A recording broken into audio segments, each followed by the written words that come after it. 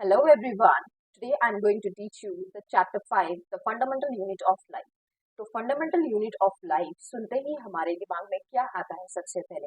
मतलब जब भी हम कोई भी टॉपिक के बारे में अगर आपको हम बताते हैं तो कुछ ना कुछ तो दिमाग में क्लिक करता है ना? तो वैसे ही फंडामेंटल यूनिट ऑफ लाइफ सुनते ही हमारे दिमाग में एक चीज क्लिक करता है, दैट इज सेल, है ना?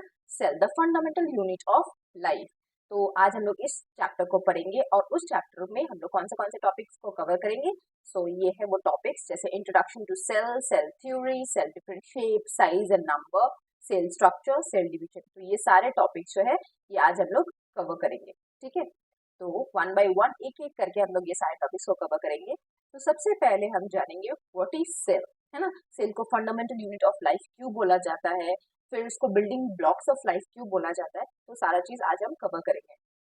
जैसे अगर हम सुनते हैं कि सेल, अब सेल के बारे में अगर हम सुनते हैं तो उससे हमारे दिमाग में और एक चीज भी आता है, जैसे हम लोग का बैटरी सेल, हम लोग जो बैटरी रिमोट में डालते हैं ना, टीवी चलाने के लिए बैटरी यूज करते हैं, उसको भी हम लोग सेल बोलते हैं, है ना? फिजिक्स में भी सुना होगा तुमने सेल। तो उसी तरह और एक चीज भी तुमने सुना होगा कि मैम, हमने तो पहले सुना था कि जो भी सारी चीजें वो सारी चीज क्या चीज से बनी होती है? एटम से।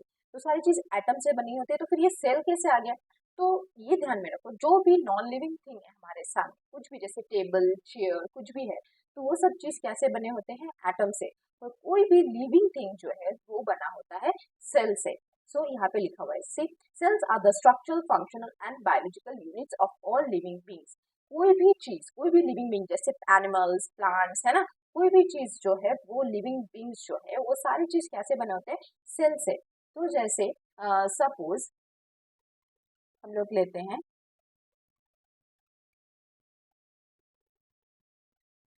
सेल, ठीक है? सेल्स, बहुत सारे सेल्स मिलके क्या बनाते हैं? टिश्यूज। फिर बहुत सारे टिश्यूज मिला के क्या बनाते हैं? ऑर्गन। फिर बहुत सारे ऑर्गन मिला के क्या बनाते हैं? Organ system. और बहुत सारे ऑर्गन सिस्टम मिला के क्या बनते हैं? ऑर्गेनिज्म।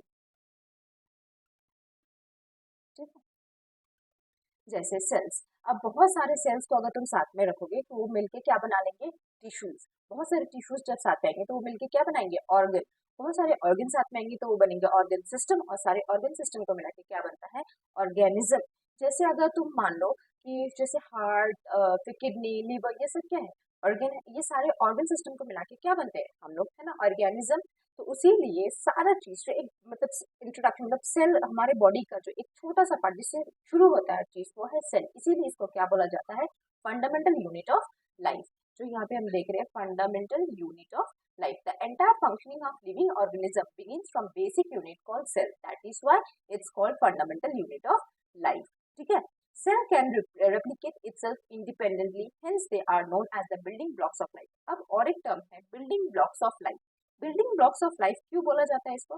जैसे सपोज कोई ब्लॉक है, उस ब्लॉक को तुम जोड़ते जाओगे जोड़ते जाओगे जोड़ते जाओगे तो क्या बनेगा? एक बिल्डिंग बनेगा। उसी तरीके से अगर तुम सेल को ऊपर रखते जाओगे रखते जाओगे रखते जाओगे तो वो क्या बनेगा? टिश्यूज। टिश्यूज एक साथ में बहुत सारे आएंगे तो क्या बनेंगे? ऑर्गन।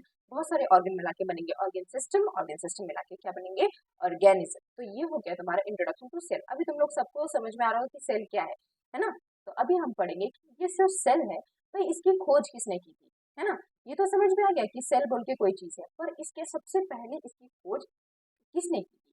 तो discovery related to cell, the cell was first discovered and name by Robert Hooke in 1665। एक साइंटिस्ट थे जिनका नाम है रॉबर्ट हुक, उन्होंने सबसे पहले डिस्कवरी की थी इस सेल की।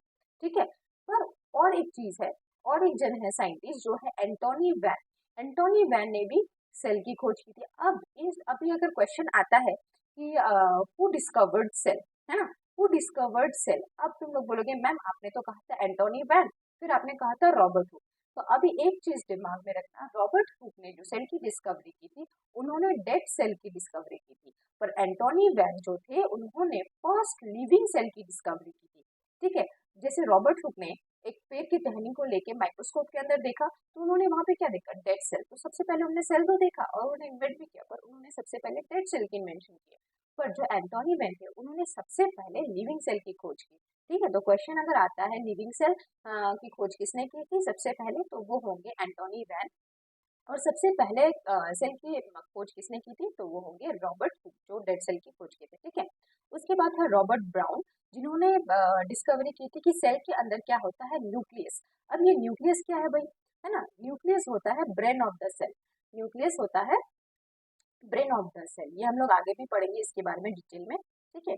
अभी फिलहाल इतना जान लो कि रॉबर्ट ब्राउन जो थे उन्होंने क्या किया था, न्यूक्लियस की डिस्कवरी की थी। सेल के अंदर एक न्यूक्लियस होता है जिसको ब्रेन ऑफ द सेल कहा जाता है, उसकी इन्वेंशन, उसकी डिस्कवरी रॉबर्ट ब्राउन ने की थी। और है पुरकिन पुरकिन जी ने डिस्कवरी किया था प्रोटोप्लाज्म। प्रोटोप्लाज्म भी सेल में होते हैं और ये एक लिविंग पार्ट है, ठीक है, living part of the cell. अभी हम लोग जानते हैं सेल थ्योरी। ये टॉपिक में भी तुमने देखा था सेल थ्योरी। अभी ये सेल थ्योरी क्या है, ये सेल थ्योरी बहुत बहुत इंपॉर्टेंट एक टॉपिक है, जिसको तुम्हें एग्जाम में भी आती है, ठीक है, ये सेल थ्योरी। और ये बहुत इंपॉर्टेंट, ये 3 पॉइंट जो है ये तुम्हें याद करना होगा। पर ये याद करने से पहले सबसे पहले सुन लो, ये जो 3 साइंटिस्ट थे, ये 3 साइंटिस्ट में सबसे पहले स्लेट ये आए और इन्होंने कहा जो भी प्लांट है हमारे सामने, जो भी प्लांट, ये सारे चीज क्या से बने होते हैं, सेल से बने होते हैं। फिर उसके बाद सिचुएन आए और उन्होंने कहा अरे नहीं, जो एनिमल्स होते हैं वो सारे बने होते हैं सेल से, है ना। फिर उसके बाद रुडोल्फ आए। अब दो जन ने दो दो बातें बोल दी, पर रुडोल्फ आए और उसके बाद उन्होंने कहा अरे भाई ये दोनों ने सही कहा, प्लांट सेल, प्लांट और एनिमल सारे क्या चीज से बने होते हैं, सेल से बने होते हैं। पर और एक चीज है जो मैं ऐड करना चाहता हूँ, वो है कि सेल, एक सेल दूसरे सेल को भी प्रोड्यूस कर सकता है, मतलब एक सेल से दूसरे सेल भी बनते हैं, उसको कहते हैं सेल डिवीजन, ठीक है। तो ये तीनों ने अपनी अपनी थ्योरी दी है। तो ये हम लोग पढ़ेंगे, जैसे all the living organism are composed of cells, मतलब कोई भी लिविंग, मतलब जैसे एनिमल्स हुआ, प्लांट्स हुआ, तो कोई भी लिविंग ऑर्गेनिज्म जो है वो क्या होता है, composed of cells. The living organism could be made of one or more cell. जो भी लिविंग ऑर्गेनिज्म है वो या तो एक सेल से बने होंगे या तो मोर देन वन सेल, ठीक है। ये भी हम लोग आगे इसको डिटेल में पढ़ेंगे। तो ये है थ्योरी दो। और फिर तीसरा टॉपिक क्या है जो रुडोल्फ ने दिया था, the new cells arise from pre existing cells through the process of cell division. Understood. तो ये है हमारी सेल थ्योरी, और ये सेल थ्योरी बहुत बहुत इंपॉर्टेंट है, ये हम लोग को पढ़ना होता है, ठीक है, इसको याद कर लेना है। उसके बाद हम आते हैं सेल। अब जो हमने सेल के बारे में इतना कुछ पढ़ा, सेल कैसा होता है, सेल होता क्या है, सेल से बनता है क्या है, सेल की डिस्कवरी किसने की थी। अब भाई हम इसके बारे में और डिटेल में जानेंगे। सेल की साइज डिफरेंट होती है, सेल डिफरेंट नंबर्स में होते हैं, सेल के शेप्स भी डिफरेंट होते हैं, है ना। तो जैसे सेल डिफरेंट सेल नंबर, इसमें तुम एक चीज देख रहे हो जो कि है यूनिसेलुलर ऑर्गेनिज्म। अब यूनिसेलुलर ऑर्गेनिज्म क्या है, जैसे कोई भी ऑर्गेनिज्म जो एक सिंगल सेल से बने होते हैं उसको हम लोग बोलते हैं यूनिसेलुलर ऑर्गेनिज्म, जैसे बैक्टीरिया, प्रोटोजोआ एक्सेट्रा। ये सब जो चीज है वो यूनिसेलुलर, उसमें सिर्फ एक सेल मौजूद होता है, ठीक है। If an organism is made up of a single cell it is called a unicellular organism, example bacteria, protozoa etcetera.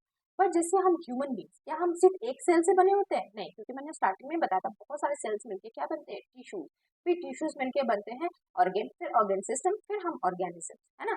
तो हम लोग ऑब्वियसली एक सेल से तो बने नहीं होंगे, तो हम लोग मल्टी सेलुलर ऑर्गेनिज्म, जैसे ह्यूमन, एनिमल्स, ये सब क्या है, मल्टी सेलुलर ऑर्गेनिज्म, जो हमारे पास एक सेल नहीं बहुत सारे सेल्स होते हैं, ठीक है। तो हम लोग एग्जाम्पल देखते हैं यहाँ पे, जैसे ये देखो बैक्टीरिया एंड प्रोटोजोआ, ये सब क्या है तुम्हारा यूनिसेलुलर, और ये क्या है मल्टी सेलुलर। मल्टी सेलुलर में एनिमल्स और ह्यूमन बींग्स ये सारे हम लोग है मल्टी सेलुलर। अब सेल तो डिफरेंट शेप्स के भी होते हैं, जैसे ये नर्व सेल, ये नर्व सेल तुम देख रहे हो ब्रांच एंड इलोंगेटेड, इसका शेप जो है ब्रांच एंड इलोंगेटेड जैसा है ना, ब्रांच की तरफ। तो ये सेल कहाँ पे रहता है, ये सेल तुम्हारा, ये जो नर्व सेल है ये तुम्हारा पाया जाता है ब्रेन में एंड स्पाइनल कॉर्ड में। वैसे ही यहाँ पे है blood cell, bone cell, ovum, है ना, ये स्पेरिकल देखने में होता है। फिर स्पर्म सेल, फिर स्मूथ मसल सेल, ये स्पिंडल शेप का होता है। फैट सेल, तो सेल के डिफरेंट डिफरेंट शेप होते हैं, अलग अलग सेल जो जहाँ पे तो उसकी डिफरेंट डिफरेंट शेप्स होती है, दिखने में अलग होते हैं, है ना। जरूरी नहीं है कि सब ओवल होंगे या फिर कोई स्पिंडल शेप, तो अलग अलग आकार में वो होते हैं।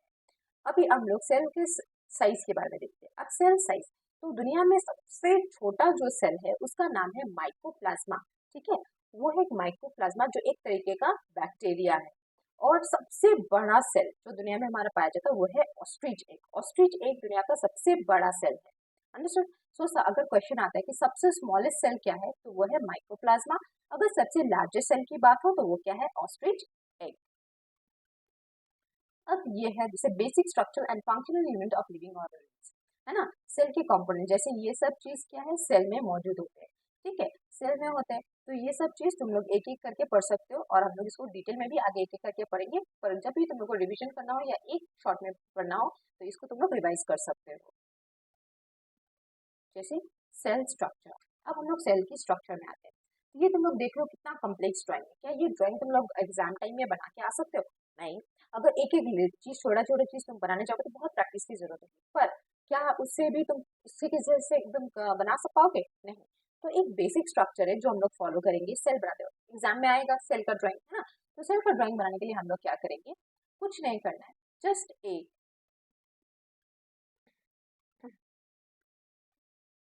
ऐसे हम लोग एक ओवल शेप लेंगे, ठीक है, ओवल शेप। तो ये जो आउटर मेम्ब्रेन है इसको हम लोग क्या बोलेंगे? प्लाज्मा मेम्ब्रेन या तो सेल मेम्ब्रेन, पीएम और सीएम, है ना? इसका शॉर्ट फॉर्म में पीएम एंड सीएम, इसको तुम प्लाज्मा मेम्ब्रेन भी बोल सकते हो और या तो सेल मेम्ब्रेन भी बोल सकते हो। अब सेल के अंदर क्या होता है? न्यूक्लियस, जो है ब्रेन ऑफ द सेल, है ना? ब्रेन ऑफ द सेल, ये क्या है? न्यूक्लियस। तो इसको तुम न्यूक्लियस पहले लिखेंगे। उसके बाद ये जो न्यूक्लियस है ये इसके बाहर एक जेली लाइक स्ट्रक्चर होता है, जेली लाइक फ्लूइड होता है। उस जेली लाइक फ्लूइड को हम क्या बोलते हैं? साइटोप्लाज्म। इसको हम लोग बोलेंगे साइटोप्लाज्म। अब साइटोप्लाज्म के अंदर में भी बहुत सारे छोटे छोटे छोटे अलग अलग शेप्स के होंगे, वो है ऑर्गेनेलीज। अब जैसे हमारे बॉडी में क्या होते हैं ऑर्गन्स, लिवर, हार्ट, सबके फंक्शंस अलग होते हैं, उसी तरह सेल के अंदर भी होते हैं ऑर्गेनेलीज, जो उसके फंक्शंस डिफरेंट डिफरेंट होते हैं, किसी का काम अलग किसी का काम अलग, है ना? Different different. और एक चीज जो प्लांट सेल में स्पेशली होता है, जैसे प्लाज्मा मेम्ब्रेन या तो सेल मेम्ब्रेन के बाहर भी एक मेम्ब्रेन होता है जो एक्स्ट्रा सिक्योरिटी प्रोवाइड करता है, किसको? प्लांट सेल को, और इसी को हम लोग बोलते हैं सेल वॉल। इसे हम बोलते हैं सेल वॉल। ये सिर्फ प्लांट सेल में ही मौजूद होता है, ठीक है, प्लांट सेल जो एक्स्ट्रा सिक्योरिटी प्रोवाइड करता है। और सेल वॉल का और एक काम भी होता है जो एक्स्ट्रा, मतलब प्लांट को जो रिजिड रिजिड जो होता है प्लांट, सेल वॉल की वजह से ही होता है, उसको भी हम लोग डिटेल में आगे पढ़ेंगे, ठीक। तो अभी हम लोग आते हैं प्लाज्मा मेम्ब्रेन और सेल मेम्ब्रेन, है ना, जो आउटर लेयर में होता है, प्लाज्मा मेम्ब्रेन या तो सेल मेम्ब्रेन, कुछ भी तुम बोल सकते हो। तो अभी ये प्लाज्मा मेम्ब्रेन और सेल मेम्ब्रेन ये क्या चीज से बना होता है? ये इसका सबसे ये क्वेश्चन आता ही है हमेशा, ठीक है, कि प्लाज्मा मेम्ब्रेन क्या चीज से बना होता है? प्लाज्मा मेम्ब्रेन बना होता है लिपिड एंड प्रोटीन। ये बहुत बहुत इंपॉर्टेंट पॉइंट है। It is made up of lipids and protein. अब ये जो प्लाज्मा मेम्ब्रेन, इसका काम क्या है भाई? इसका काम ये है, जैसे कि तुम्हारे घर के बाहर अगर तुम कोई अपार्टमेंट में रहते हो तो वॉचमैन होते हैं, है ना? तो वॉचमैन क्या करते हैं, कोई भी जब घर के अंदर आते हैं तो अंदर आने से पहले तुम्हारे वॉचमैन उसको पूछता है कि भाई किसके घर में आए हो, क्यों आए हो, कितना देर तक रहोगे, पूछते हैं ना? तो उसी तरह प्लाज्मा मेम्ब्रेन भी वही काम करता है कि भाई तुम क्यों आ रहे हो अंदर, तुम क्यों जा रहे हो बाहर, है ना? प्लाज्मा मेम्ब्रेन उसको रोकता है कि मतलब कोई अगर सेल से कोई चीज बाहर जा रही है तो उसको रोकने का काम भी प्लाज्मा मेम्ब्रेन का है। कोई चीज अगर सेल के अंदर आ रही है तो भी उसको प्लाज्मा मेम्ब्रेन रोकते हैं, ठीक है ना? तो और इसका एक निक नाम भी, जैसे तुम्हारा एक निक नाम होता है ना, सब तुमको कुछ प्यार से कुछ बोलते हैं, तो वैसे ही प्लाज्मा मेम्ब्रेन का भी एक निक नाम है, उसको हम लोग क्या बोलते हैं? सिलेक्टिवली परमिएबल मेम्ब्रेन, ठीक है। ये बहुत इंपॉर्टेंट है, सिलेक्टिवली परमिएबल मेम्ब्रेन। तो प्लाज्मा मेम्ब्रेन को हम लोग और एक क्या नाम से भी जानते हैं, वो है selectively permeable membrane. outermost covering of the cell and its separate cell contains from external environment। ये जो प्लाज्मा मेम्ब्रेन है वो सेल के जो अंदर की चीज है वो क्या है, बाहर से उसको वो सिक्योरिटी प्रोवाइड करती है, उसको उससे अलग करती है, बाहर के एनवायरमेंट से उसको अलग करती है ना? Allows diffusion of substances like carbon dioxide and oxygen. अब ये आया डिफ्यूजन, ये डिफ्यूजन में आते, अब डिफ्यूजन क्या है? डिफ्यूजन को भी हम अभी और डिटेल्स में जानेंगे कि डिफ्यूजन होता क्या है। Allows diffusion of substances like carbon dioxide and oxygen, regulates movement of substance in and out of the cell. ये जैसे मैंने अभी कहा था कि ये जो सेल के अंदर कोई भी मूवमेंट होगी या सेल के बाहर कुछ जाना होगा तो वो कौन रेगुलेट करता है? Plasma membrane. और सबसे इंपॉर्टेंट चीज ये क्या चीज से बनी होती है? लिपिड एंड प्रोटीन, ठीक है। अभी हम लोग जाएंगे, जैसे मैंने अभी तुम लोग कहा कोई चीज अंदर आ रही है, कोई चीज बाहर जा रही है, तो ये जो मूवमेंट हो रहा है, ये मूवमेंट क्या चीज का हो रहा है, ये मूवमेंट कितने टाइप के होते हैं? तो अभी हम लोग जानेंगे ये मूवमेंट, ये जो ट्रांसपोर्ट हो रहा है ना, इधर से इधर, इधर से इधर, अंदर से बाहर, बाहर से अंदर, तो इसमें दो टाइप के ट्रांसपोर्ट होते हैं, एक होता है पैसिव ट्रांसपोर्ट, एक होता है एक्टिव ट्रांसपोर्ट। अब ये पैसिव ट्रांसपोर्ट और एक्टिव ट्रांसपोर्ट है क्या भाई, है ना? अभी अचानक से दिमाग में आ रहा होगा कि मैम ने अभी बोला था डिफ्यूजन, हमने मैम बोली कि बाद में समझाएंगी, फिर उसके बाद बोल रही है पैसिव ट्रांसपोर्ट, एक्टिव ट्रांसपोर्ट, ये सब होता क्या है? अब पैसिव ट्रांसपोर्ट होता ही है कि जैसे कोई चीज अंदर आ रही है बाहर जा रही है, इसका कोई ट्रांसपोर्ट हो रहा है। अब ये है क्या? जैसे कि समझो यहाँ पे O2, ठीक है, यहाँ पे बहुत सारे O2 है, तो ये हायर कंसंट्रेशन है। अब जब कोई भी चीज हायर कंसंट्रेशन से लोअर कंसंट्रेशन में जाएगी तो उसको हम लोग बोलेंगे पैसिव ट्रांसपोर्ट। और यही चीज उल्टा वाइस वर्सा, जब कोई चीज लोअर कंसंट्रेशन से हायर कंसंट्रेशन में जाएगी तो उसको हम लोग बोलेंगे एक्टिव ट्रांसपोर्ट। सपोज तुम्हारे पास है 50 रुपीज, है ना, तुम्हारे फ्रेंड ने बोला कि क्या तुम मुझे 2 रुपीज दे सकते हो, है ना, तो तुमने बोला अरे भाई ले ले, मेरे पास 50 रुपए, 2 रुपए ले लेगा तो क्या ही हो जाएगा, तो तुमने उसको 2 रुपए दे दिए। तो वो हो गया पैसिव ट्रांसपोर्ट। जो तुम्हारे पास ज्यादा थे तुमने कम थे उसको दे दिया, मतलब हायर कंसंट्रेशन से लोअर कंसंट्रेशन में मूव किया, तो उसको हम लोग बोलेंगे पैसिव ट्रांसपोर्ट। इसमें एनर्जी का रिक्वायरमेंट नहीं हो रहा है। इसको कैसे समझोगे कि एनर्जी का रिक्वायरमेंट नहीं हो रहा है? क्योंकि तुम्हारे पास ऑलरेडी बहुत सारे थे और उसमें से तुमने थोड़ा सा पोर्शन उसको दे दिया तो तुम्हें कोई फर्क ही नहीं पड़ा, तो एनर्जी रिक्वायरमेंट भी नहीं है। और ये बहुत स्लो मूवमेंट होती है और इसमें तुम्हारा स्मॉल मॉलिक्यूल्स का मूवमेंट होता है। ओनली स्मॉल मॉलिक्यूल्स और water molecules are transported passively. ठीक है, पर यही चीज उल्टा सारा एक्टिव ट्रांसपोर्ट में होता है। जब ये चीज में क्या होता है, तुम्हारे पास है 2 रुपीज, तुम्हारे फ्रेंड ने तुमसे मांगा 50 रुपए, अब तुम सोच रहे हो भाई मेरे पास तो सिर्फ 2 ही रुपए और सारे पैसे कमाने पड़ेंगे फिर मुझे उसको देने पड़ेंगे, है ना, तो तो इसमें क्या हो रहा है, तुमको एनर्जी रिक्वायरमेंट हो रही है, मतलब तुमको पहले कमाना है फिर उसको देना है, तो तुम्हारे पास है कम फिर तुमको देना है ज्यादा, मतलब lower concentration to higher concentration. जब कोई भी चीज लोअर कंसंट्रेशन से हायर कंसंट्रेशन को मूव करेगी तो उसको हम लोग बोलेंगे एक्टिव ट्रांसपोर्ट, और उसमें एनर्जी रिक्वायरमेंट भी होगी, है ना, क्योंकि तुम्हारे पास तो है कम, अब तुम्हें इसको कमाने के लिए एनर्जी यूज करने पड़ेंगे, है ना, तो इसमें तुमको एनर्जी भी चाहिए होगा। और ये मूवमेंट क्या होगा, रैपिड मूवमेंट, और इसमें लार्ज मॉलिक्यूल्स मूव करेंगे। ठीक है, movement of large molecules occur by active transport. जैसे यहाँ पे देखो, substance move from their lower to higher concentration, it requires energy in the form of ATP. ठीक है, एटीपी अब क्या है, एटीपी एडिनोसिन ट्राइफॉस्फेट। जैसे अगर मैं पूछूं कि तुम्हारा हाइट क्या है, तो क्या तुम मुझे केजी में बताओगे, नहीं ना, फीट में बताओगे या तो सेंटीमीटर में बताओगे। मैंने पूछा कि भाई इस कोई भी बहुत हैवी चीज, अगर मैं पूछूंगी बहुत हैवी चीज इसका वेट, तो तुम उसको केजी में बताओगे, है ना, या तो ग्राम में बताओगे। तो उसी तरह अगर ये जो एटीपी है ये तुम्हारा यूनिट है एनर्जी के लिए, कोई भी एनर्जी है उसको हम लोग एटीपी के उसमें यूज करते हैं। ठीक है, मतलब एक तरीके का यूनिट हो गया ATP. It requires energy in the form of ATP molecules और it is a rapid movement of large molecules offer by active transport. अब जब ये पैसिव ट्रांसपोर्ट हमने पढ़ा, मैंने थोड़ी देर पहले बोला था कि मैं डिफ्यूजन थोड़ी देर बाद में एक्सप्लेन करूंगी, है ना। अब ये जो पैसिव ट्रांसपोर्ट हमने पढ़ा है, इस पैसिव ट्रांसपोर्ट के अंदर में ही आता है diffusion and osmosis. Passive transport दो टाइप के होते हैं, वो है डिफ्यूजन एंड ऑस्मोसिस। अब ये फिर से दो टाइप। अब ये डिफ्यूजन होता क्या है भाई, ये डिफ्यूजन ये होता है, जैसे मैंने कहा कि कोई भी चीज अगर हाई कंसंट्रेशन से लोअर कंसंट्रेशन मूव करती है तो उसे हम क्या कहते हैं, पैसिव ट्रांसपोर्ट। तो डिफ्यूजन में भी वही होता है, जब भी कोई सॉलिड लिक्विड या gas, the process of movement of a substance solid liquid और gas from the region of higher concentration to the region of lower concentration ये मूव करती है, तो इसको क्या कहते हैं, डिफ्यूजन। अभी तुम लोग कहोगे कि मैम डिफ्यूजन है फिर ऑस्मोसिस भी है, ऑस्मोसिस में फिर क्या होता है। अभी देखो, सपोज ये सेल है, सपोज ये सेल है, अभी यहाँ हायर कंसंट्रेशन से लोअर कंसंट्रेशन को मूव कर रही है ना, तो इसको हम कहेंगे डिफ्यूजन। पर इन केस ऑफ ऑस्मोसिस क्या होता है, ऑस्मोसिस में तो सबसे बड़ा तुम्हारा एक जो अलग है डिफ्यूजन से, वो क्या है, सपोज ये सेल है ना, इसमें सिर्फ लिक्विड मूवमेंट होता है ना, इसमें सिर्फ लिक्विड मूवमेंट होता है। But in case of diffusion solid liquid और गैस सारी चीज की मूवमेंट होती है। अब हम लोग कहोगे कि मैम यहाँ पे तो लिक्विड तो ऑलरेडी डिफ्यूजन में मूवमेंट हो ही रहा है, फिर लिक्विड के लिए फिर ऑस्मोसिस क्यों, है ना। अब लिक्विड के लिए ऑस्मोसिस इसलिए बिकॉज ऑस्मोसिस में और एक चीज डिफरेंट है जो कि है ये semi permeable membrane. Semi permeable, जब कोई चीज सेल के अंदर से बाहर, है ना, जब मूवमेंट एक सेल सेमी परमिएबल मेम्ब्रेन के थ्रू होगी, जब हायर कंसंट्रेशन से लोअर कंसंट्रेशन में जाएगी तो ये होगा ऑस्मोसिस। पर इन केस ऑफ डिफ्यूजन क्या कोई सेमी परमिएबल मेम्ब्रेन है, नहीं, यहाँ पे क्या हो रहा है, जो भी चीज हो रहा है सेल के अंदर, है ना। और ऑस्मोसिस में क्या होता है, movement of liquid from higher concentration to lower concentration, but क्या हो रहा है बीच में, सेमी परमिएबल मेम्ब्रेन। तो हम लोग देखेंगे अभी, ये देखो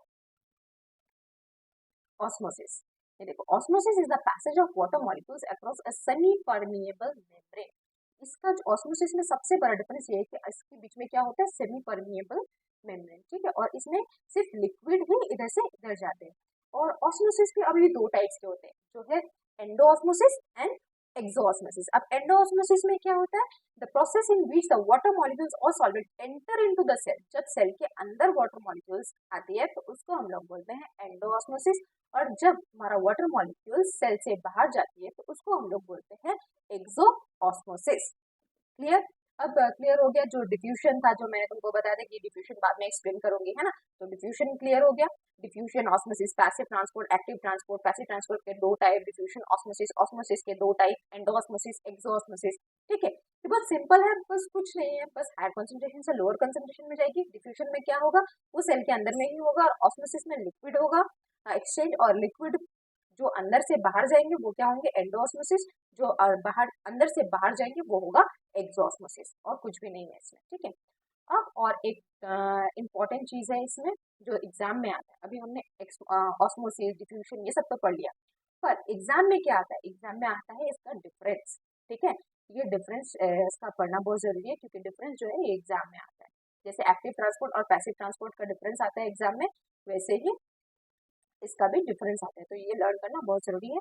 तो ये टेबल लर्न करना है। It offers in all types of media, solid, liquid और गैस, बट इसमें क्या होता है? It offers only in liquid medium. तो जो मैंने तुम लोग को अभी बताया वही सेम चीज यहाँ पे लिखा हुआ है, तो इसको एक बार गो थ्रू करोगे। अभी और एक मेन और इम्पोर्टेंट टॉपिक है जिसमें कंफ्यूजन थोड़ा होता है, वो है टाइप्स ऑफ सोल्यूशन। अब टाइप्स ऑफ सोल्यूशन, इतना कुछ हमने पढ़ लिया, अभी टाइप्स ऑफ सोल्यूशन क्या है ना। बहुत जन ने सुना होगा, किसी ने नहीं सुना होगा। Hypertonic solution, isotonic solution and hypotonic solution. अब ये सॉल्यूशन है क्या भाई, है ना। इसको समझेंगे कैसे? देख के तो बहुत कॉम्प्लेक्स फील हो रहा है, पर ऐसा कुछ भी नहीं है, बहुत सिंपल तरीके से हम समझेंगे। सपोज एक बीकर है, हुँ? एक बीकर है, इसमें एक मैंने तुम लोग चीनी पानी मिला के खाते हो ना, तो वही सॉल्यूशन को लेके हम एक एग्जांपल लेंगे। तो इसमें समझो वाटर है, और इसमें चीनी है ना, चीनी है, सॉल्ट, शुगर। तो जो वाटर है उसको हम लोग बोलते हैं सॉल्वेंट, और जो चीनी है, शुगर, उसको हम लोग बोलते हैं सॉल्यूट। ठीक है, जब भी तुम्हारा कोई भी सॉल्यूशन में सॉल्यूट ज्यादा हो, मोर, सॉल्यूट ज्यादा हो और सॉल्वेंट कम, मतलब पानी कम, है ना, जब ये चीज है तो इसको हम लोग बोलेंगे हाइपरटोनिक सॉल्यूशन। और इसी का उल्टा क्या हो जाएगा? Hypotonic solution. जब तुम्हारा सॉल्वेंट होगा ज्यादा, सॉल्वेंट हो जाएगा ज्यादा और तुम्हारा सॉल्यूट हो जाएगा कम, तो उस केस में हम क्या बोलेंगे? Hypotonic solution. ठीक है, और आइसोटोनिक सॉल्यूशन में बोथ आर इक्वल। ठीक है, अब ये टोनिक सॉल्यूशन में डिफरेंस क्या है भाई, इसमें होता क्या है? सपोज अगर हम एक लिविंग सेल लेते हैं, अगर हमने एक सेल लिया, ये सेल को हमने डाल दिया हाइपरटोनिक सॉल्यूशन, हाइपरटोनिक सॉल्यूशन में हमने डाल दिया। अब हमको पता है कि हमेशा हायर कंसंट्रेशन से लोअर कंसंट्रेशन में जाती है। तो अभी क्या है, इन केस ऑफ हाइपरटोनिक सॉल्यूशन, तुम्हारा जो सॉल्यूशन है, सॉल्यूशन में क्या है? सॉल्यूट ज्यादा है। तो अब क्या होगा? अभी हम लोग ने देखा कि सॉल्यूट है सॉल्यूशन में ज्यादा, है ना, और जो वाटर का कंसंट्रेशन वो कहाँ ज्यादा है? वो कंसंट्रेशन ज्यादा है सेल के अंदर। जब सेल के अंदर वाटर का कंसंट्रेशन ज्यादा है तो अब क्या करेगा? हायर कंसंट्रेशन से बाहर हो जाएगा, लोअर कंसंट्रेशन में जाएगी। तो जब वाटर क्या होगा? बाहर आ जाएगी सेल के बाहर, तो ये क्या करेगा? सेल जो है धीरे धीरे श्रिंक होने लगेगा, है ना, क्योंकि वाटर मॉलिक्यूल जो है वो तो बाहर आ रहे हैं, तो सेल क्या हो जाएगा? श्रिंक हो जाएगा। ये कौन से केस में हो रहा है? हाइपरटोनिक सॉल्यूशन, जिसमें क्या होता है? सॉल्यूट ज्यादा, सॉल्यूट ज्यादा होता है हाइपरटोनिक सॉल्यूशन में, और इस केस में क्या होता है? सेल जो होता है श्रिंक होता है। पर इसी चीज का उल्टा क्या होता है? Hypotonic solution. अब हाइपोटोनिक सॉल्यूशन में क्या होता है? सपोज ये बीकर है, ये तुम्हारा हाइपोटोनिक सॉल्यूशन है। हाइपोटोनिक सॉल्यूशन में क्या होता है? तुम्हारा सॉल्वेंट, जो सॉल्वेंट होता है वो सॉल्वेंट क्या होगा? इसमें ज्यादा होगा, और सॉल्यूट, सॉल्यूट क्या होगा? लेस, है ना। अब अगर इसमें हम लिविंग सेल डालेंगे तो जो वाटर का कंसंट्रेशन होगा वो कहाँ है? बाहर ज्यादा है। अब जब वाटर का कंसंट्रेशन बाहर ज्यादा है तो वो क्या करेगी? अभी सेल के अंदर मूव करेगी, हायर कंसंट्रेशन से लोअर कंसंट्रेशन में जाएगी। जब वाटर सेल के अंदर जाएगी तो क्या होगा? धीरे धीरे सेल क्या करेगा? स्वेल करते जाएगा। तो इन केस ऑफ हाइपोटोनिक सॉल्यूशन जो सेल होता है वो क्या करता है? स्वेल करता है। But in case of isotonic solution कुछ भी नहीं होता है, एवरीथिंग नो नेट मूवमेंट, इसमें कोई मूवमेंट नहीं होता है, क्योंकि वो दोनों चीज बराबर होते हैं। तो अभी समझ में आ गया हाइपोटोनिक और हाइपोटोनिक। हाइपोटोनिक एक केस में क्या होता है, जो सेल होता है वो श्रिंक कर जाता है, but in case of hypotonic solution उसमें क्या होता है, सेल जो है वो स्वेल करता है। ठीक है, तो अभी पूरा आई थिंक सारा चीज क्लियर हो गया होगा कि सॉल्यूशन 3 टाइप्स के होते हैं, हाइपोटोनिक, आइसोटोनिक, हाइपोटोनिक। हाइपोटोनिक में क्या होता है, सेल श्रिंक करता है, हाइपोटोनिक में सेल स्वेल करता है। अंडरस्टूड। नाउ और एक टॉपिक है वो है एंडोसाइटोसिस और एक्सोसाइटोसिस। जैसे हमने पढ़ा था एंडोऑस्मोसिस, एक्सोऑस्मोसिस, ये भी थोड़ा लिटिल बिट थोड़ा थोड़ा सेम है। जैसे एंडोसाइटोसिस में क्या होता है, जब वाटर मॉलिक्यूल्स प्लाज्मा मेम्ब्रेन के थ्रू अंदर आते हैं तो उसको हम लोग बोलते हैं एंडोसाइटोसिस, बट जब वाटर मॉलिक्यूल्स हमारा प्लाज्मा मेम्ब्रेन के थ्रू बाहर जाते हैं तो उसको हम लोग बोलते हैं एक्सोसाइटोसिस। अंडरस्टूड। अब हम लोग सबसे और एक टॉपिक पढ़ेंगे इम्पोर्टेंट, जो अभी हम लोग पढ़ेंगे सिक्योरिटी के बारे में। जो मैंने कहा था कि जो सिर्फ प्लांट सेल के पास होता है वो है सेल वॉल, जो तुम लोग को प्लस सिक्योरिटी देता है सेल को, और सेल को क्या बनाता है, रिजिड। ठीक है, तो उससे पढ़ने से पहले हम एक चीज जानेंगे कि सेल वॉल बना क्या चीज से होता है। भाई कोई इतना कोई चीज से तो बना होगा, तो सेल वॉल बना होता है सेलुलोज।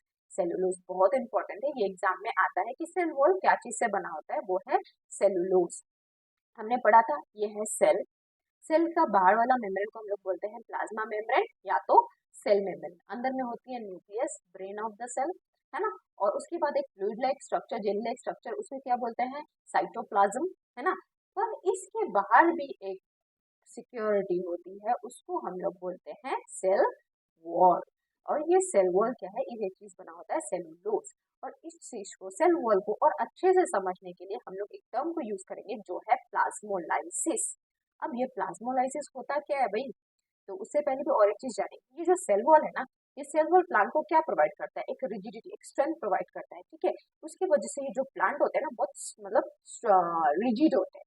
अंडरस्टूड। अब प्लाज्मोलाइसिस, प्लाज्मोलाइसिस के थ्रू हम इस सेल वॉल की चीज को और अच्छे से समझेंगे। प्लाज्मोलाइसिस, इसमें क्या हुआ, सपोज एक लिविंग सेल लिया हमने, एक लिविंग सेल को हमने हाइपरटोनिक सॉल्यूशन में डाला। ठीक है, हाइपरटोनिक सॉल्यूशन। अब हाइपरटोनिक सॉल्यूशन में होता क्या है, उसमें सॉल्यूट ज्यादा होता है, सॉल्वेंट का। अब सॉल्यूट ज्यादा होता है तो जब वो हायर कंसंट्रेशन से लोअर कंसंट्रेशन में जाती है तो सेल क्या हो जाता है, श्रिंक हो जाता है। तो इस केस में भी लिविंग सेल, जो लिविंग सेल है वो क्या करेगा, वो सेल एकदम श्रिंक हो जाएगा। अब जब ये सेल श्रिंक हो जाएगा, पर देख रहे हो यहाँ पे जो सेल वॉल है, क्या ये श्रिंक हो रहा है, नहीं, सेल वॉल तो श्रिंक नहीं हो रहा है, क्योंकि ये इसी वजह से ये क्या करता है, तुम्हारा रिजिडिटी प्रोवाइड करता है सेल वॉल को। ठीक है, सारी चीज श्रिंक हो जाएंगे पर ये जो है ये श्रिंक नहीं होगा। ठीक है, तो प्लाज्मोलाइसिस से हम यही समझ में आ रहे हैं कि जो सेल वॉल है वो हमारे प्लांट को क्या प्रोवाइड करता है, रिजिडिटी प्रोवाइड करता है। ठीक है, तो अभी हम लोग आएंगे सेल वॉल के फंक्शंस में। अब सेल वॉल का फंक्शंस क्या है ना। और सेल वॉल का जो फंक्शन है, सबसे पहले तो ये क्या करता है, तुम्हारा सेल वॉल बैक्टीरिया में भी होते हैं और फंगाई में भी होते हैं। ठीक है, प्लांट के साथ साथ बैक्टीरिया और फंगी में भी तुम्हारा ये सब सेल वॉल प्रेजेंट होता है। और एक चीज, जो ये जो सेल वॉल है ना, सबसे इम्पोर्टेंट इसका क्या काम है, ये सेल को बर्स्ट होने से रोकता है। यदि समझो इन केस ऑफ तुम्हारा अगर हाइपोटोनिक होता तो उसमें तो सेल अगर फूलते जाएगा तो वो क्या होगा, बर्स्ट होते जाता है ना। तो इस ये जो सेल वॉल है, सेल वॉल क्या करता है, तुम्हारा Z प्लस सिक्योरिटी देता है और इसको सेल को बर्स्ट होने से रोकता है। जैसे ये इसमें तुम देख पा रहे हो, ये वाले लाइन में देखो, cell absorb water by osmosis leading to swelling. अगर ऑस्मोसिस होगा, अगर सेल स्वेल कर जाएगा, उस केस में जो ये सेल वॉल है उसको प्रेशर से बचाएगा और उसे बर्स्ट होने से रोकेगा। Cell wall exerts equal pressure against swollen cell. Cell with walls can endure greater changes in surrounding medium than animal cell. और एनिमल सेल हमारे पास ये चीज नहीं होता है, इसलिए हम मूव कर सकते हैं। अगर हमारे पास भी अगर सेल वॉल होता तो हम भी मूव नहीं कर पाते, जैसे प्लांट है, क्योंकि प्लांट रिजिड होता है, वो मूव नहीं कर सकते क्योंकि उसके पास है सेल वॉल, पर हमारे पास ये एनिमल सेल के पास सेल वॉल नहीं होता है। अब जो ये प्लांट का जो सेल वॉल है वो क्या चीज से बना होता है, सेलुलोज, बैक्टीरिया का बैक्टीरोग्लाइकिन, फंगाई का काइटिन, एनिमल्स में प्रेजेंट नहीं होता है और वायरस में भी प्रेजेंट नहीं होता है। ठीक है, तो ये हुआ सेल वॉल का तुम्हारा फंक्शंस। ये भी इंपॉर्टेंस है, पढ़ना पड़ेगा, है ना। जो भी है यहाँ से तुम पॉइंट्स याद कर सकते हो। और सबसे बड़ा चीज तुम्हारे दिमाग में ये होना ही चाहिए, तुम इन केस अगर भूल भी जाते हो तो ये तो दिमाग में रहेगा ना, सेल वॉल क्या करता है, रिजिडिटी प्रोवाइड करता है। सेल वॉल क्या करता है, सेल को बर्स्ट होने से रोकता है ना, हेल्प करता है ताकि वो बर्स्ट नहीं हो। अब हम लोग आएंगे ब्रेन ऑफ द सेल, वो क्या है तुम्हारा न्यूक्लियस। अब न्यूक्लियस जो है वो तुम्हारा ब्रेन ऑफ द सेल। क्यों इसको हम लोग ब्रेन ऑफ द सेल क्यों बोलते हैं, क्योंकि इसके पास है हमारा एक बहुत इंपॉर्टेंट चीज, वो है डीएनए। क्या है इसके पास? DNA, deoxyribose nucleic acid. ठीक है, सबसे पहले हम पढ़ेंगे इसका स्ट्रक्चर। अब जो ये न्यूक्लियस है ना, ये न्यूक्लियस के पास दो मेम्ब्रेन होते हैं, इसको हम लोग बोलते हैं न्यूक्लियर मेम्ब्रेन। ये देखो यहाँ पे है न्यूक्लियर मेम्ब्रेन, इसके पास दो लेयर, डबल लेयर, तो इसको हम लोग बोलेंगे न्यूक्लियर मेम्ब्रेन। और इसके पास एक छोटे छोटे पोर होते हैं जो ट्रांसपोर्ट में हेल्प करते हैं, इसको हम लोग बोलेंगे न्यूक्लियर पोर। अंडरस्टूड। और ये जो थ्रेड लाइक स्ट्रक्चर है, इसको हम लोग क्या बोलते हैं? ये है डीएनए। ये क्या है? DNA, deoxy ribo nucleic acid, ये है डीएनए। अब डीएनए, अब ये थ्रेड लाइक यहाँ पे क्रोमैटिन क्यों लिखा है? तो इसके लिए हमें और एक चीज समझना होगा। जैसे सपोज डीएनए जब ये रैंडमली डिस्ट्रीब्यूट होता है ना, ऐसे ऐसे कहीं पे भी फैला हुआ है, तो इसको हम लोग बोलेंगे क्रोमैटिन। हम लोग इसको क्या बोलेंगे? क्रोमैटिन। पर जब सेल डिवीजन होता है ना, जब सेल डिवीजन होता है तो ये जो थ्रेड लाइक स्ट्रक्चर होते हैं ना, ये आके फॉर्म करते हैं, ये जो डीएनए होते हैं ना, ये आके कॉइल लाइक स्ट्रक्चर फॉर्म करते हैं। और जब ये कॉइल लाइक स्ट्रक्चर फॉर्म करते हैं ना, तब इसको हम लोग बोलते हैं क्रोमोसोम। क्या बोलते हैं? क्रोमोसोम। ये तुम लोग आगे और पढ़ोगे हेरिडिटी चैप्टर में, जब और हायर क्लासेस में जाओगे तब पढ़ोगे। तो सबसे पहले दिमाग में ये रखना, क्रोमैटिन किसको बोलते हैं, क्रोमोसोम किसको बोलते हैं, है ना, क्योंकि इसमें कंफ्यूजन हो सकता है। ये जो डीएनए है, डीएनए जब रैंडमली डिस्ट्रीब्यूटेड होंगे तो उस टाइम हम लोग इसको बोलेंगे क्रोमैटिन। और सेल डिवीजन के थ्रू जब ये जो डीएनए आके एक कॉइल लाइक स्ट्रक्चर फॉर्म करेंगे तो उसको हम लोग बोलेंगे chromosome. Understood? So the nuclear membrane is double layered and contain pores for material exchange between the nucleus and cytoplasm. देखिए ये material exchange करने में हेल्प करता है। nucleus contain chromosome that is DNA and protein. इसके पास DNA और protein है। visible during cell division which carry genetic information. DNA जो हमारी genetic information को रखती है ना। अगर समझो इसको न्यूक्लियस को ब्रेन ऑफ द सेल क्यों कहा है? क्योंकि इसके पास हमारा सारा इन्फॉर्मेशन है। अभी जो हमारे आँख हमारे हैं, वो किसी के ब्राउन है, किसी के ब्लू है, किसी के मतलब ब्लू बहुत रेयर और ब्लैक है, वो किसके वजह से होती है? वो इस डीएनए की वजह से होती है ना, क्योंकि ये जो हमारे पास इन्फॉर्मेशन ये स्टोर करती है कि हमारे पेरेंट्स से जो हमारे पास आते हैं, तो उसकी वजह से तुम्हारा किसी का आइज ब्लू, किसी का आइज ब्राउन, फिर हेयर तुम्हारा स्ट्रेट कर्ली, ये सारे इन्फॉर्मेशन इसके वजह से ही होते हैं। Deoxyribonucleic acid molecules contain the information essential for constructing and organising cell. This molecules consist of genes, है ना, which regulate cell functions and inheritance and are visible as the chromatin material in non-dividing cell। जो non-dividing cell उसमें chromatin के form में दिखाई देते हैं। अब ये देखो, ये देखो, है ना, ये जो इसका हेयर कैसा होगा, इसका आँख कैसा होगा, तो इसकी वजह से ही होता है। ये किसकी वजह से होता है? हमारा क्रोमैटिन क्रोमोसोम डीएनए। ठीक है, chromatin material visible as an entangled mass of thread-like structure undergoes organization into chromosome during cell division. The nucleus plays a central role in cellular reproduction and development by directing chemical activities and determining cell maturity. तो ये nucleus का main role है ना। और इसको क्यों क्या बोलते हैं, ब्रेन ऑफ द सेल कहा गया? क्योंकि इसके पास क्या है? डीएनए। अब हम पढ़ेंगे prokaryotic cell and eukaryotic cell. अब सेल के दो टाइप, प्रोकैरियोटिक सेल और यूकैरियोटिक। प्रोकैरियोटिक सेल जनरली ये सब हम लोग बैक्टीरिया में देखते हैं। यूकैरियोटिक सेल नॉर्मली सबके वैसे एनिमल सेल, प्लांट सेल, ये सारे यूकैरियोटिक सेल। ठीक है, अब प्रोकैरियोटिक सेल का डिफरेंस क्या है? ये बहुत इंपॉर्टेंट है, इसको हम धीरे धीरे जानेंगे। Generally smaller in size. ठीक है, प्रोकैरियोटिक सेल क्या होता है? Generally smaller in size. और eukaryotic cell larger in size. इसमें क्या होता है? Membrane bound organelles are absent. जो ऑर्गेनेल्स है ना, जैसे तुम्हारा डिफरेंट डिफरेंट ऑर्गेनेल्स जो है, माइटोकॉन्ड्रिया, ये सब तुम्हारा इसमें एब्सेंट होता है प्रोकैरियोटिक सेल में। But in case of eukaryotic cell ये सारे चीज प्रेजेंट होता है। पर और एक सबसे बड़ा डिफरेंस क्या है? प्रोकैरियोटिक सेल में क्या होता है? तुम्हारा राइबोसोम प्रेजेंट होता है, बट यूकैरियोटिक सेल में भी राइबोसोम प्रेजेंट होता है। पर राइबोसोम एक ऐसा मतलब सिंगल ऑर्गेनेल है जो सिर्फ प्रोकैरियोटिक में होता है, और यूकैरियोटिक में भी होता है, पर प्रोकैरियोटिक में एक सिंगल सेल। अगर पूछा जाए कि प्रोकैरियोटिक में कौन सा ऐसा ऑर्गेनेल है जो प्रेजेंट है, वो होता है राइबोसोम। ठीक है, और chromosome is singular, more than one chromosomes are present.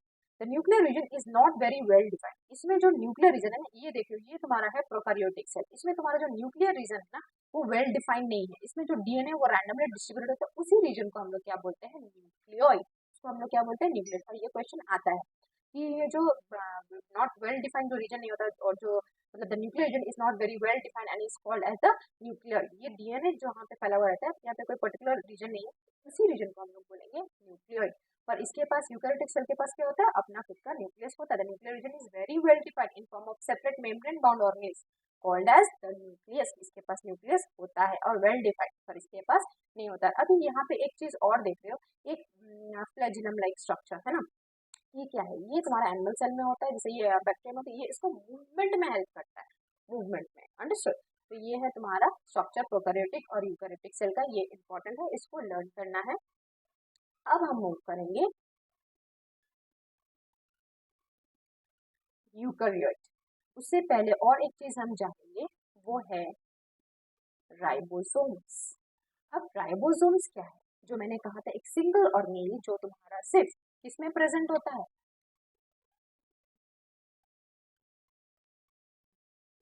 Prokaryotic cell. जो सिर्फ प्रोकैरियोटिक सेल में प्रेजेंट होता है वो क्या है, राइबोसोम। उसको थोड़ा और डिटेल में जानते हैं, वो है राइबोसोम। इसका सबसे मेन काम क्या है पता है, इसका सबसे मेन काम है प्रोटीन सिंथेसिस करना, ये प्रोटीन बनाता है, ठीक है। प्रोटीन सिंथेसिस में ये हेल्प करता है। और इसका, और जैसे न्यूक्लियस में हमने क्या पता, न्यूक्लियस में डबल मेम्ब्रेन होता है, वही राइबोसोम में तुम्हारा डबल मेम्ब्रेन, मेम्ब्रेन ही नहीं होता, ये मेम्ब्रेन लेस होता है, ठीक है, इसमें मेम्ब्रेन ही नहीं है। और ये हेल्प करता है प्रोटीन सिंथेसिस में, और ये दोनों में प्रेजेंट होता है, प्रोकैरियोटिक में भी और यूकैरियोटिक सेल में भी, अंडरस्टूड। और सबसे, और अगर क्वेश्चन आए कि ये जो राइबोसोम है, मतलब समझो कोई एक ऑर्गेनेल है, ऑर्गेनेलिस है जिसका, जिसको हम लोग प्रोटीन फैक्ट्री भी बोलते हैं, वो कौन है, तो वो है राइबोसोम, इसको हम लोग प्रोटीन फैक्ट्री भी बोलते हैं। अब हम लोग करेंगे यूकैरियोटिक का डिवीजन। जैसे यूकैरियोटिक में तुम्हारा प्लांट सेल और एनिमल सेल दोनों ही आते हैं ना। अब साइटोप्लाज्म, अब साइटोप्लाज्म वर्ड हमने पहले ही स्टार्टिंग में भी सुना था, जब हमने सेल के स्ट्रक्चर के बारे में जाना, तो मैंने कहा कि एग्जाम में तो हम सेल ऐसे नहीं बना सकते, तो हम कुछ लेबलिंग नॉर्मल जानेंगे, जो हम लोग अगर बनाएंगे तो हमें फुल मार्क्स मिलेगा, है ना।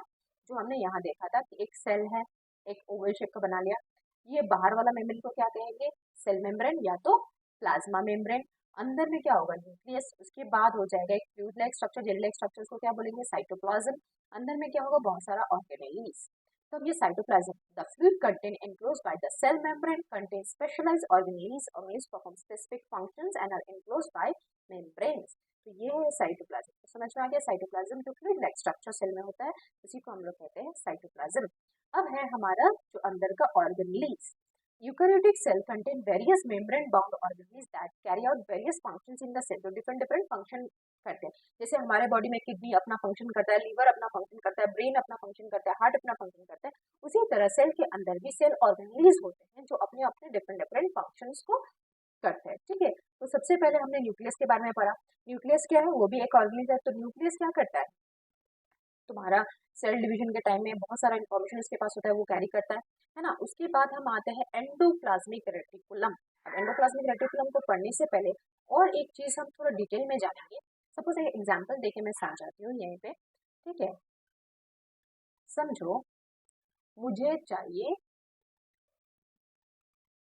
ये है एक फैक्ट्री, ये है एक लैपटॉप कंपनी, ये लैपटॉप बनाती है, ठीक है ना। अब आजकल के दिन में सबको लैपटॉप चाहिए होता है पढ़ाई के लिए, है ना। तो ये एक लैपटॉप फैक्ट्री है। अब ये एक फैक्ट्री है, तो फैक्ट्री का काम क्या होता है, कोई भी चीज़ प्रोड्यूस करना, उसका मैन्युफैक्चरिंग करना, है ना। तो ये बनाती है लैपटॉप। अब कोई बनाती है तो हम उसे खरीदेंगे कैसे, जैसे हम लोग जाते हैं कहीं पे फ्लिपकार्ट वगैरह में जाते हैं, कोई भी चीज़ होता है ना जिसमें जाने के बाद हम लोग ऑर्डर करते हैं। तो वहीं पे समझो एक राम नाम का एक है आदमी, ये है राम। तो ये क्या करता है, ये जो चीज़ यहाँ पे मैन्युफैक्चर होता है ना, तो इसको पैकेजिंग वगैरह सारा चीज़ करके ये राम पहुंचाता है हमारे पास। राम क्या करता है, हमारे पास पहुंचाता है। अब जो लैपटॉप बनते हैं, अब सारे लैपटॉप तो ऑर्डर नहीं होते हैं ना, कुछ कुछ चीज़ तो रख मतलब नहीं जाते हैं ऑर्डर में, तो वो क्या करेंगे, वो हो जाते हैं स्टोर। वो क्या हो जाते हैं, स्टोर। अब जो भी कभी फैक्ट्री है, अब फैक्ट्री में कुछ बनेगा तो वेस्ट मटेरियल तो जाहिर सी बात है बनेगा, है ना। तो वेस्ट भी होगा, है ना। तो अभी यही चीज एक है फैक्ट्री। फैक्ट्री में मैन्युफैक्चर होता है लैपटॉप, हमने किया ऑर्डर, पैकेजिंग करके पहुंचाता कौन है, राम। कोई भी चीज जो एक्स्ट्रा बच जाता है वो क्या होता है, स्टोर। और कोई भी चीज जो मतलब यहाँ से वेस्ट निकलती है वो यहाँ से वेस्ट डिकम्पोज होती है, जो करता है। और दो इंसान होते हैं यहाँ पे, जो समझो तुमको बोलते हैं कि तुम लैपटॉप लेके आओ, मैं तुमसे ले लूंगा, समझो तुम्हारा भाई बहन, ठीक है, तो बोलेंगे तुम लेके आओ फिर मैं ले लूंगा। इनको एक तरीके से तुम इसको रुकावट ही समझ सकते हो, है ना। तो अब हम पढ़ेंगे इसी चीज को हम लोग ऑर्गेनेल्स के थ्रू समझेंगे। जैसे एंडोप्लाज्मिक रेटिकुलम, ये एंडोप्लाज्मिक रेटिकुलम क्या है, वो फैक्ट्री जहाँ पे क्या बन रहा है, लैपटॉप। तो ये एंडोप्लाज्मिक रेटिकुलम ऐसा चीज है सेल में जो हर चीज को बनाता है, यहाँ पे ट्यूब शीट्स वो सेल के अंदर में बनाते हैं, जो भी चीज सेल को जरूरत होती है वो कौन बनाता है, एंडोप्लाज्मिक रेटिकुलम। अब एंडोप्लाज्मिक रेटिकुलम बनाता है और लेके कौन जाता है, राम। अब ये राम कौन है, गोल्गी एपरेटस है। तो अब गोल्गी एपरेटस के बारे में थोड़ा डिटेल में बाद में पढ़ेंगे, पहले एंडोप्लाज्मिक रेटिकुलम के बारे में डिटेल में पढ़ते हैं। अब एंडोप्लाज्मिक रेटिकुलम दो टाइप के होते हैं, एक होता है रफ एंडोप्लाज्मिक रेटिकुलम, दूसरा होता है स्मूथ एंडोप्लाज्मिक रेटिकुलम। अब हर चीज के, अब तुम सोचोगे मैम तो हर चीज का दो दो टाइप पढ़ा दिया भाई, हर चीज का कुछ कुछ दो दो टाइप है, तो वो तो हम लोग को पढ़ना है ना। तो एंडोप्लाज्मिक बस इतना याद रखो, एंडोप्लाज्मिक रेटिकुलम टू टाइप्स के होते हैं, एक होता है रफ, एक होता है स्मूथ। अब रफ क्यों होता है भाई, अब हमने थोड़ा देर पहले क्या पढ़ा था, राइबोसोम, जो क्या है प्रोटीन फैक्ट्री के नाम से भी जाना जाता है ना। प्रोटीन फैक्ट्री के नाम से हम राइबोसोम को जानते हैं, और उसका काम क्या है, प्रोटीन सिंथेसिस करना। उसके पास क्या है, मेम्ब्रेन नहीं है ना, ये हमने पढ़ा था। अब ये जो राइबोसोम है ना, जब एंडोप्लाज्मिक रेटिकुलम के ऊपर में होता है तो ये क्या करता है, उसको रफ बनाता है, तो उसके वजह से appears rough due to ribosomes और साइट्स ऑफ प्रोटीन सिंथेसिस। और ये क्या करते हैं, अब राइबोसोम तो प्रोटीन सिंथेसिस करता है, अब यहाँ पर राइबोसोम है तो प्रोटीन सिंथेसिस तो करेगा ना, तो प्रोटीन सिंथेसिस करता है। बट स्मूथ एंडोप्लाज्मिक रेटिकुलम में राइबोसोम नहीं होते हैं, तो वो स्मूथ रहता है।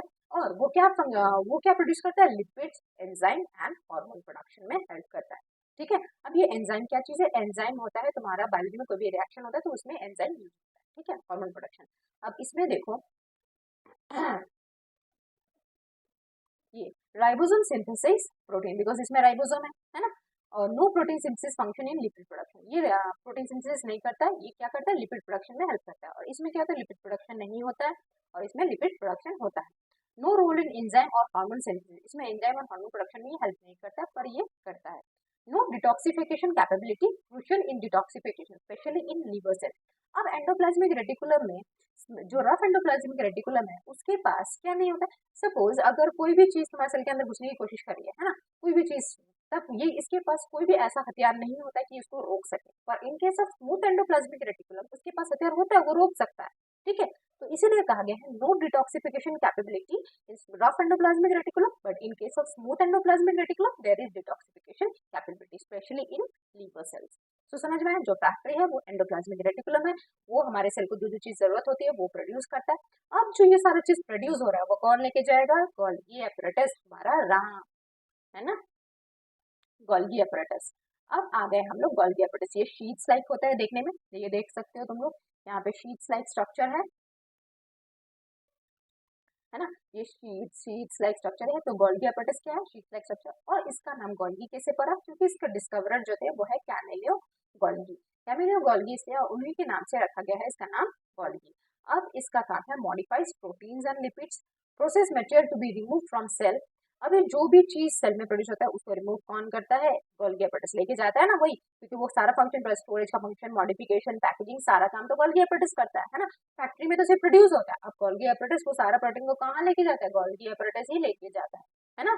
तो प्लेस, और इसका सबसे और एक इम्पोर्टेंट काम है, ये क्या करता है, plays a role in the formation of lysosomes. इसका सबसे मेन फंक्शन, अगर पूछा जाए कि लाइसोसोम्स को कौन फॉर्मेशन करता है तो वो है तुम्हारा गोल्गी एपरेटस। गोल्गी एपरेटस ही तुम्हारा लाइसोसोम्स को बनाता है ना, फॉर्मेशन में हेल्प करता है। अब ये लाइसोसोम्स है क्या, अभी तुमने पढ़ा था एक फैक्ट्री, फैक्ट्री में कुछ कुछ प्रोड्यूस होता है, वो है एंडोप्लाज्मिक रेटिकुलम, है ना।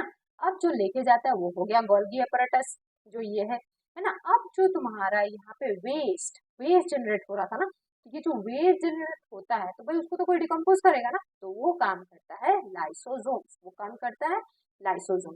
ठीक है, अब हम लाइसोसोम्स के बारे में डिटेल में पढ़ेंगे, ये लाइसोसोम। और इसको हम लोग और एक क्या चीज से भी जानते हैं, सुसाइडल बैग। क्यों बोलते हैं इसको सुसाइडल बैग, क्योंकि ये एक डाइजेस्टिव एंजाइम प्रोड्यूस करता है।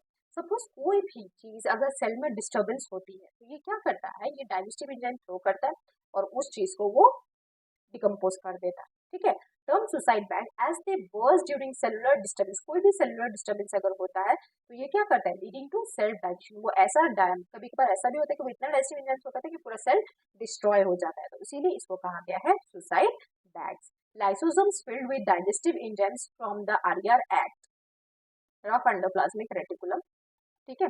As the cell waste disposal system, lysosome break down complex substance into simpler ones using powerful enzymes, ठीक है. उसके बाद they digest foreign material and worn out organisms to maintain cell cleanliness, क्योंकि अगर waste dispose नहीं होगा तो cell clean रहेगा नहीं, तो वो सेल क्लीनलीनेस में भी हेल्प करता है. Involve in breaking down all organic material including bacteria and all organisms. तो सबसे पहले ये इससे क्वेश्चन ज्यादातर यही आते हैं कि लाइसोसोम को सुसाइड बैग क्यों कहा गया है, क्योंकि जब भी तो सबसे पहले अगर तुम लोग को समझ लो बुक्स के टर्म्स याद नहीं होते, पर तुम लोग को ये तो समझ में आ गया ना कि लाइसोसोम को सुसाइड बैग क्यों कहा जाता है, क्योंकि कभी कभार ये भी होता है कि सेल के अंदर कोई डिस्टर्बेंस हो रहा है, तो उसको तो लग रहा है कुछ डिस्टर्बेंस हो रहा है, तब वो क्या करेगा, अब कोई बाहर का आदमी आके तो बचाएगा नहीं ना सेल को, तो अब कौन करेगा, बचाएगा कौन, लाइसोसोम. अब लाइसोसोम बचाने के लिए क्या करेगा, वो जाके मारपीट तो नहीं करेगा, वो क्या करेगा, डाइजेस्टिव एंजाइम थ्रो करेगा. वो डाइजेस्टिव एंजाइम थ्रो करते हैं क्या होगा, सेल डिस्ट्रॉय हो जाएगा, है ना. तो इसी वजह से कभी कभार सेल अपना ही सेल डिस्ट्रॉय हो जाता है, तो इसी वजह से उसको कहा गया है सुसाइड बैग्स. अंडरस्टूड. अभी हम लोग आएंगे इसके ऊपर जो था हमारा स्टोरेज. स्टोरेज में हेल्प करता है वो है वैक्यूल. यह है वैक्यूल, जो मैंने कहा था कि जो एक्स्ट्रा लैपटॉप वगैरह बनेंगे जो डिलीवर नहीं हुआ है तो वो तो कहीं स्टोर होंगे ना, तो वो स्टोर कौन करेगा, वो करेगा वैक्यूल्स. वैक्यूल करता है स्टोर. वैक्यूल स्टोरेज सैक्स इन सेल, इसको स्टोरेज सैक्स भी कहा गया है. Small in animals and large in plants, ये प्लांट्स में बड़ा होता है और एनिमल्स में छोटा होता है. और इसके बाहर भी एक तुम्हारा ये है मेम्ब्रेन है, उसको हम कहते हैं टोनोप्लास्ट. ये जो आउटर कवर है इसका आउटर कवर जो है इसको हम लोग कहेंगे टोनोप्लास्ट. ठीक है. ये वैक्यूल किस में बड़ा होता है, प्लांट में बड़ा होता है और एनिमल में छोटा होता है. और ये क्या करता है, ये तुम्हारा कोई भी चीज जो है एक्स्ट्रा चीज उसको तुम्हारा स्टोर करने में हेल्प करता है, इसलिए इसको हम लोग क्या कहते हैं, स्टोरेज सेल्स. ठीक है. Plant central vacuole occupies 50 to 90% of cell volume filled with cell sac. Function provide turgidity and rigidity to plant cell store essential. ये तुम्हारा वैक्यूल जो है ये प्लांट सेल को भी तुम्हारा क्या करता है, टर्जिडिटी मतलब रिजिडिटी प्रोवाइड करता है. ठीक है. Content amino acid, sugar, protein and in single cell organism consume food items. जो सिंगल सेल आइटम्स है जैसे बैक्टीरिया वगैरह हुए हैं ना, उसके जो फूड आइटम्स है वो भी कौन स्टोर करता है, वैक्यूल. स्पेशलाइज्ड रोल का स्पेशल रोल के expelling excess water and water from unicellular organism. जो एक्सेस वाटर होता है यूनिसेलुलर ऑर्गेनिज्म में वो कौन स्टोर करता है, वैक्यूल्स. अंडरस्टूड. अब हम आएंगे दो इंपॉर्टेंट, और जो मैंने कहा था ना जो भाई बहन तुम्हारे पास आने के साथ ही रोकेंगे कि नहीं मुझे भी चाहिए ना, अब रोकने वाला कौन है, ये है माइटोकॉन्ड्रिया. अब ये स्पेशल है, इसको हम लोग powerhouse of the cell भी कहते हैं. क्यों इसको हम powerhouse of the cell क्यों कहते हैं, क्योंकि भाई इसके पास दो एक ऐसे इंपॉर्टेंट चीज है जो दूसरे के पास ज्यादा नहीं होते. इसके पास तो सबसे पहले डबल मेम्ब्रेन, जैसे न्यूक्लियस के पास है, इसके पास है डबल मेम्ब्रेन. और जो इंपॉर्टेंट चीज क्या है, इसके पास है डीएनए एंड राइबोसोम. इसका पास खुद का डीएनए और खुद का राइबोसोम है. राइबोसोम जो प्रोटीन सिंथेसिस में हेल्प करता है ना. तो इसके पास ये दो चीज है, इसीलिए ये क्या थोड़ा स्पेशल है. और ये क्या प्रोड्यूस करता है, एनर्जी. इसलिए इसको हम लोग क्या बोलते हैं, powerhouse of the cell भी हम लोग बोलते हैं. Mitochondria the cell powerhouse have two membrane, porous outer and folded inner. इसके पास डबल मेम्ब्रेन होता है जो मैंने कहा. Inner fold increase surface area for ATP generation, the cell energy currency. Mitochondria produce ATP, energy produce करता है, use for cellular activities and mechanical. जो सेल में जरूरत होता है वो एनर्जी कौन प्रोड्यूस करता है, mitochondria. They possess their own DNA and ribosome. इसके पास खुद का राइबोसोम और डीएनए होता है, इसीलिए स्पेशल है और ये एनर्जी प्रोड्यूस करता है, इसलिए इसको हम लोग क्या बोलते हैं, powerhouse of the cell. अब और एक चीज है वो है प्लास्टिक, जो ये भी खुद भी स्पेशल है. ठीक है. और ये प्लास्टिक जो है ना, ये प्लास्टिक सिर्फ प्लांट में प्रेजेंट होते हैं, ये एनिमल्स में प्रेजेंट नहीं होते हैं. और ये प्लास्टिक दो टाइप्स, दो वेराइटीज में है, एक है क्रोमोप्लास्ट, एक है ल्यूकोप्लास्ट. ठीक है. क्रोमोप्लास्ट और ल्यूकोप्लास्ट. अब ये क्रोमोप्लास्ट ल्यूकोप्लास्ट फिर इसके भी टाइप्स है, अब इसको भी लर्न करो. इसको लर्न करना ज्यादा हार्ड नहीं है. क्रोमोप्लास्ट, और ये हम लोग तीन नाम क्यों याद करें, क्योंकि ये थोड़ा इंपॉर्टेंट है, जैसे क्रोमोप्लास्ट, क्लोरोप्लास्ट, ल्यूकोप्लास्ट. दो वेराइटीज तो होते हैं पर साथ में हम क्लोरोप्लास्ट भी पढ़ेंगे. अब ये क्लोरोप्लास्ट है क्या, है ना.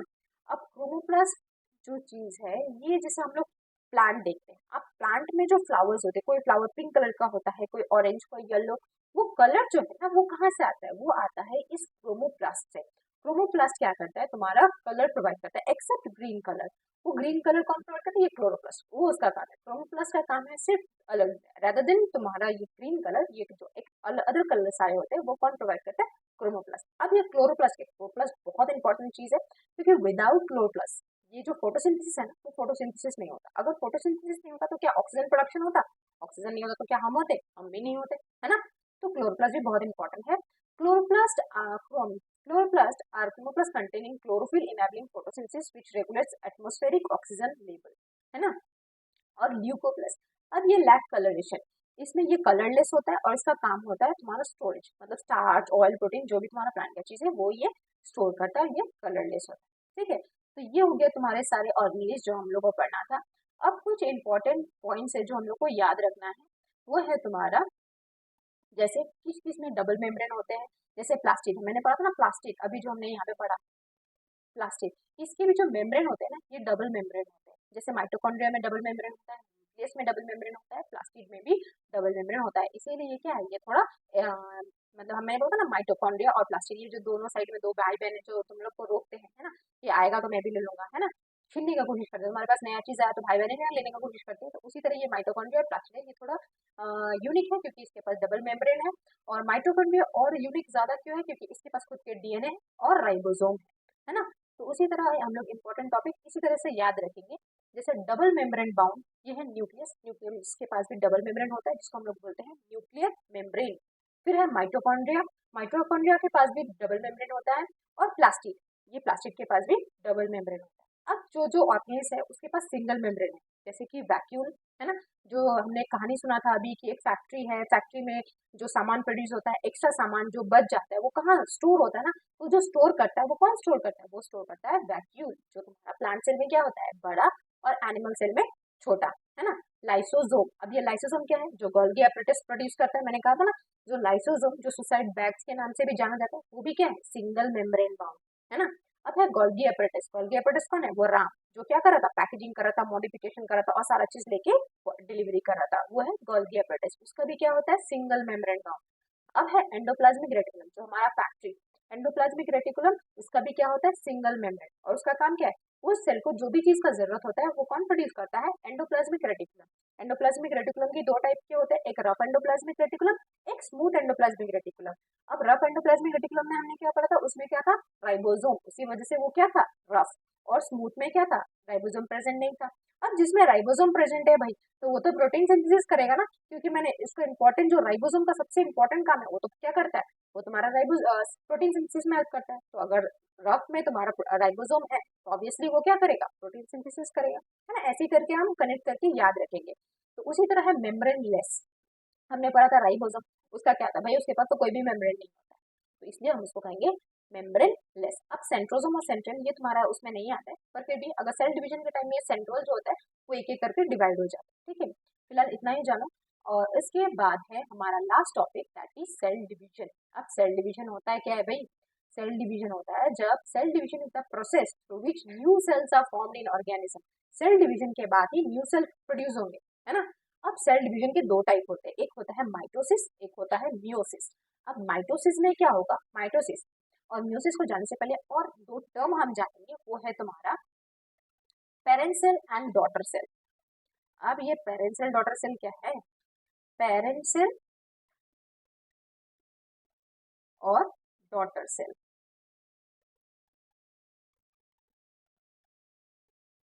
ये है पेरेंट सेल, और ये सब जो बन रहे हैं ना, ये है डॉटर सेल। मतलब जो माइटोसिस के टाइम में जब सेल डिवीजन होता है तो ये क्या करता है, समझ लो इसके पास 12 नंबर ऑफ क्रोमोसोम। जब ये सेल डिवीजन होगा तो ये क्या करेगा, दो डॉटर सेल फॉर्म करेगा, और दो डॉटर सेल में सेम नंबर ऑफ क्रोमोसोम्स होंगे, क्या होंगे, सेम नंबर ऑफ क्रोमोसोम। ये क्या में होता है, माइटोसिस में। But in case of meiosis, parent cell से डायरेक्ट जब सेल डिवीजन होता है तो क्या बनता है, four daughter cells, four daughter cells. और इसमें सपोज अगर 12 नंबर ऑफ क्रोमोसोम्स है तो डॉटर सेल में क्या हो जाएगा, हाफ, इसमें होगा 6, इसमें भी होगा 6, इसमें भी 6 और इसमें भी 6। But in case of mitosis ये नहीं होता है, the number of chromosome remain same. But in case of तुम्हारा मियोसिस, इसमें क्या होता है, जो पेरेंट सेल के पास जितने क्रोमोसोम होते हैं उससे हाफ हो जाते हैं सेल डिवीजन के बाद। और इसमें सबसे बड़ा चेंज क्या है, इसमें 4 डॉटर सेल फॉर्म होते हैं, ठीक है।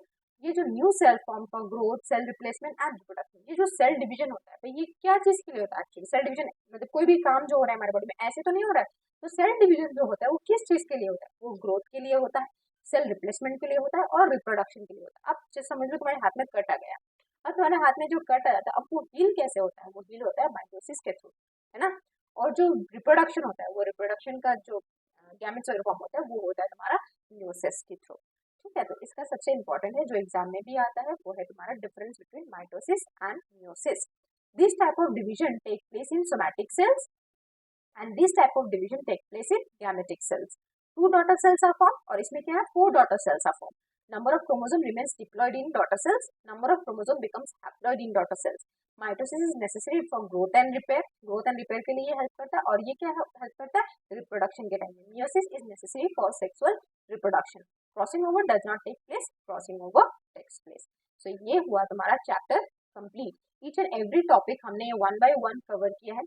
फिर भी अगर कोई भी चीज डाउट है तो तुम लोग पिन कर सकते हो, और इसका जो पीपीटी है जो मैंने अभी तुम लोग को पढ़ाया, इसका जो पीपीटी है ये तुम लोग को डिस्क्रिप्शन में मिल जाएगा, तो तुम लोग वहां से डाउनलोड करके उसका तुम प्रिंट आउट निकाल सकते हो, उसके बाद तुम इस गो थ्रू कर सकते हो जो भी मैंने यहाँ पे पढ़ाया। क्योंकि जब भी हम कोई चीज पढ़ते हैं ना, वो सेम स्लाइड अगर हम लोग को देखने के लिए मिलता है तो हम लोग को जल्दी याद भी आता था कि इस टाइम में मैम ने क्या बोला था, तो ये तुम लोग को हेल्प करेगा।